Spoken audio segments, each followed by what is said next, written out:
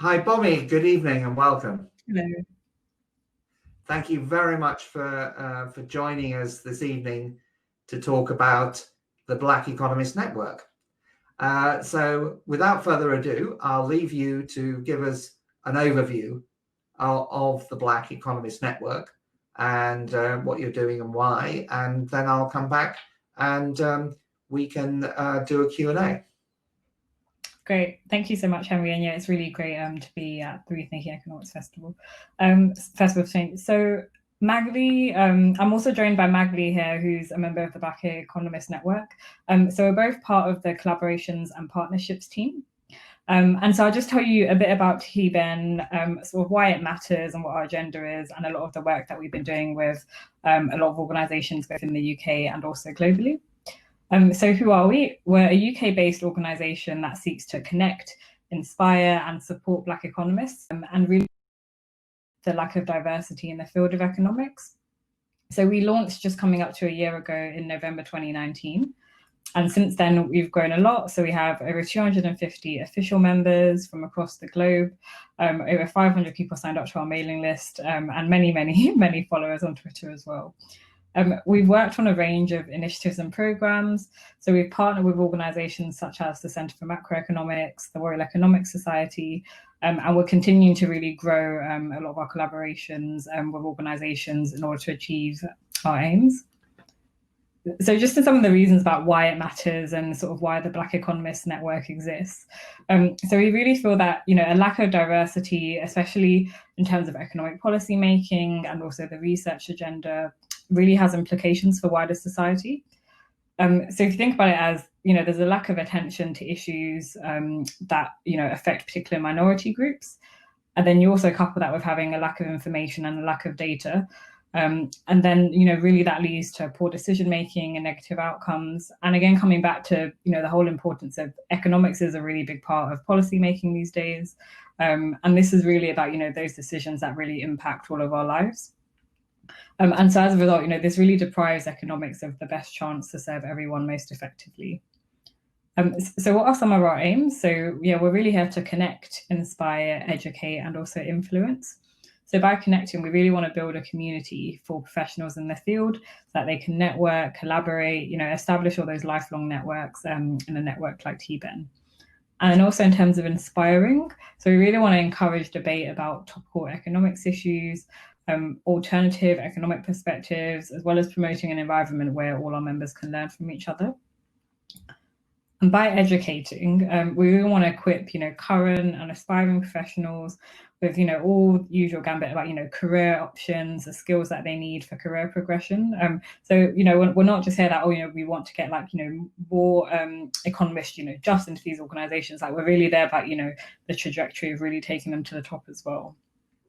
And then also influencing, so really about changing the status quo, working with economics organizations to challenge the lack of diversity, within their organizations and also with how they're bringing people in as well. So there's, Magli and I are both on this, so very happy to, take lots of questions about if you want to know more about the Black Economists Network, sort of ways that you can also, collaborate or, sort of participate in some of our initiatives as well. Obviously, next month is October and it's Black History Month, so there will definitely be a lot of activities on our social media profiles and definitely our LinkedIn as well. So we really encourage you. So in my profile, there's sort of a link to our LinkedIn and also sort of the way you can sign up. And we really encourage that, because we're really here to, use our network in order to create lots of useful collaborations with other organizations. Brilliant. Thanks very much, Bomi. I think it's a great initiative and, about time, I suppose. I mean, I thought it was really interesting when the Black Lives Matter sort of arose and then various people sort of came out, Black economists, about their experiences in economics departments, which, quite often seem quite negative. Is that a sort of dimension of,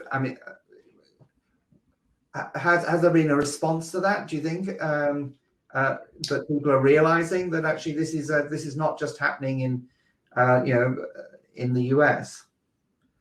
Yeah, I think a lot of people really did note that about the Black Lives Matter movement, in terms of the fact that it wasn't, obviously, a major event happened in the USA, but actually, the whole movement, like, it really did have sort of global attention, and with countries around the world, you really saw a lot of people speaking out, whether it was academia or sort of within professions, or being a student and studying as well. You really did hear a lot of perspective people have had of being, sort of Black and in this field.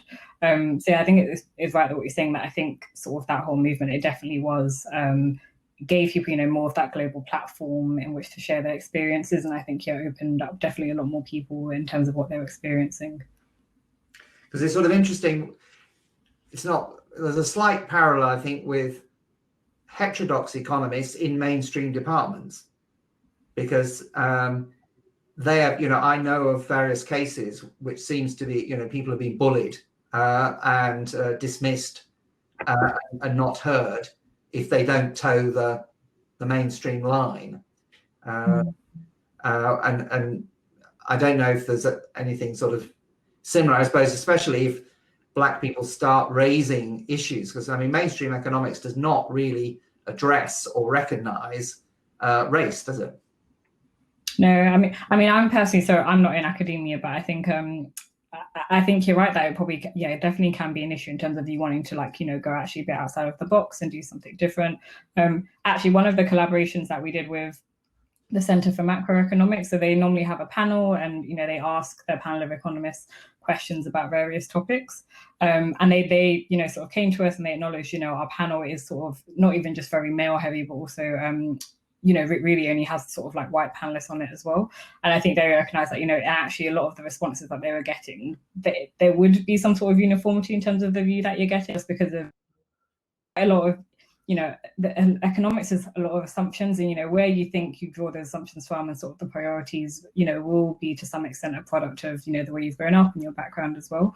So I think people are realizing more and more that actually you do, to really have sort of like wholesome policy making and looking at all those perspectives, you really do need sort of like that, that diversity in terms of, when you're producing these things or when you're making your conclusions as well. Yeah, and the Homo economicus is the same. There's no differentiation, is there at all? We've got a question from Chris Todd-Hunter. The young Africans that I know tend to come to England to study business rather than economics. In the view of previous speakers' contribution, it seems that business schools are slower. Chris, why don't you just come and explain what you mean by that? Because if you switch your camera and microphone on.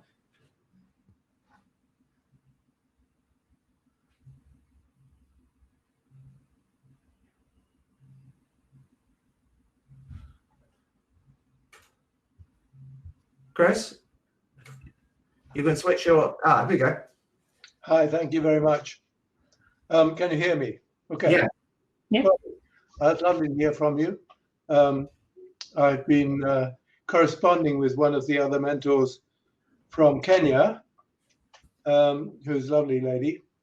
But the reason I wanted to ask this is that all the African students that I've encountered in England tend to come to study business and or accountancy rather than economics. And it seems that in these fields of business studies and accountancy, they're slower to adopt new ideas about economics than anybody else. I was wondering whether there's something can be done to change the culture of African students who come to England, so that they, as it were, are more original thinking. See what I mean?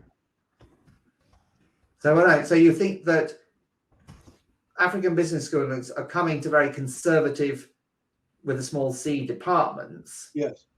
Whereas if they went to less conservative apartments, because I suppose they're coming here to help them get a job. Bomi, this is obviously some great, lots of generalizations here, but exactly. I don't want to generalize, and I can't really speak for the experience of obviously the people that you've come across.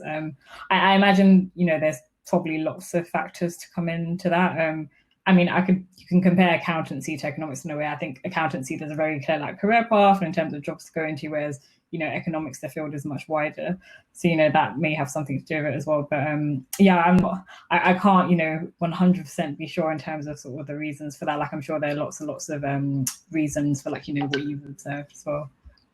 Actually, Chris, there are a number of business schools that are more open, more pluralist than economics departments by far.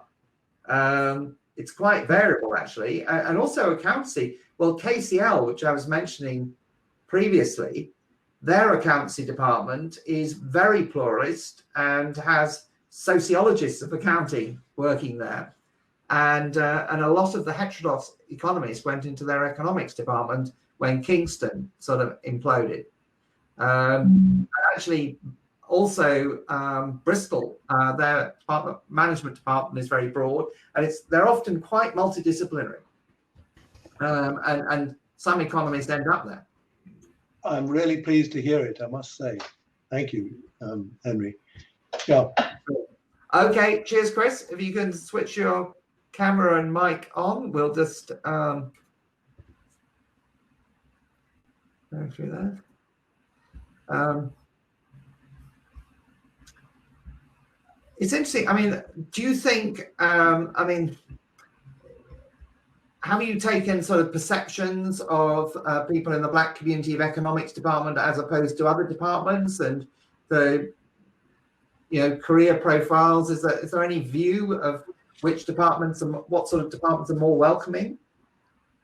I don't think we haven't delved sort of, you know, into that level of detail of comparing it. I think probably the main point to make is, I think across the UK and across quite a lot of departments, hopefully there is one that is best practice, but I mean, you still hear stories in the news every day, or, you know, the first Black professor being appointed at X university. So I think, you know, I think we're still at a stage where actually across the board, you know, this is an issue and something that, you know, we're obviously tackling this for economics, but I'm sure definitely, you know, this is a wider conversation about sort of diversity in academia as a whole as well. Interesting. So what are your immediate priorities for action? What are you sort of focusing on in terms of trying to make change?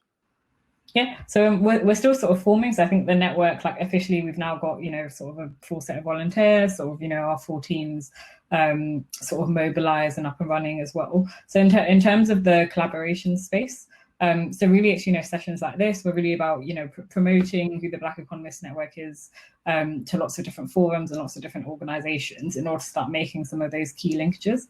And then, you know, because of the time of year, you know, a lot of students are looking for sort of, you know, jobs and careers at the moment. So we've got quite a few sessions signed up next month with sort of employers of economists, and, you know, putting those out to members of our network in order, you know, to give them sort of a different forum to engage with these companies and learning about the different career paths they can go into as economists as well. Definitely for the future. So, you know, our 1 year anniversary is coming up, like I mentioned, in November. So really what we're looking to do there is, you know, sort of put, you know, probably more of a spotlight on the members that we have within the Black Economists Network, and, you know, really showcase, you know, the different sort of roles that people have undertaken in economics, you know, just really showcasing, like, you know, that there is like a massive sort of cohort of Black economists across the UK, and it's really just about, you know, publicizing it and putting it there at the forefront of people's minds that they do have a pool of people to draw on if they want some of those diverse views as well. And there's also actually in the US, of course, there's the National Economics Association, which has a 50-year history, doesn't it, of Black economists in the US. It's sort of interesting contrast to hear. Yeah, right. We actually do have US members as well. So I think that, yeah, what, you know, one of the things we're looking at is we're sort of being quite UK focused at the moment, just purely because of sort of the membership and, you know, sort of with the founder, but we've definitely got a lot more global as time has gone by as well. So we're looking at initiatives in the US as well, also Africa. So there'll definitely be sort of a lot more sort of global initiatives you see from us as the months go by. What's sort of quite interesting is the National Association of Economics in the US is not particularly pluralist. I think, well, it's at the moment its president is actually pluralist from UMass, and but it's the first time I think they've had a president that is pluralist, because most of their membership are mainstream economists in mainstream departments, and so it's quite controversial. I gave the big American get-together of economists. I gave a chat to try and get them to endorse our pluralist principles for teaching, which I haven't succeeded in doing quite. And they listened to me and so forth, but it's quite tension. I said, well, isn't diversity important? Isn't pluralism in education important? And but the majority are mainstream economists, and because that's the only way you have a job. Yeah, I mean, I think the shift is obviously going to take some time, but it's not, the steps have already started following the right direction. So yeah, I think it's about springboarding, off, like even with this festival now and with other initiatives, and really promoting sort of the benefits of those other different types of economic thinking, and not just the mainstream one, as you say. And is that core? Is the Black Economists Network avowedly pluralist in its approach to economics? I mean, we're as a network, we've got sort of a diversity of members. We didn't say that you need to be sort of this type of economist. We're really here about helping. Pluralism in terms is recognizing the validity and importance of a range of different ways of studying economics. So it's not saying it's a diversity in economics, accepting that, which mainstream economics doesn't. So it is not. There is no straightforward map between being a Black economist and being pluralist, i.e. recognizing a range of different ways of thinking about economics. Yeah, exactly. So as I was saying, we don't, for us, the network is about bringing members who are Black economists, sort of regardless of which type. So about initiatives to help people, tap into all the different types of things you can do with economics. We haven't got, that's not exactly part of our sort of mission statement. We're really here to just support Black economists all over the globe in order, to say the things they want to say and to be able to make an impact, with their own experiences and bringing those into economics as well. Brilliant. So have we got any last questions before I close? It seems not. So I will just thank Bomi very much for joining us, and thank everyone for being here. And we will be, this is being recorded, so we will post it and hopefully get a lot of interest. Thank you very much, Bomi. Thank you.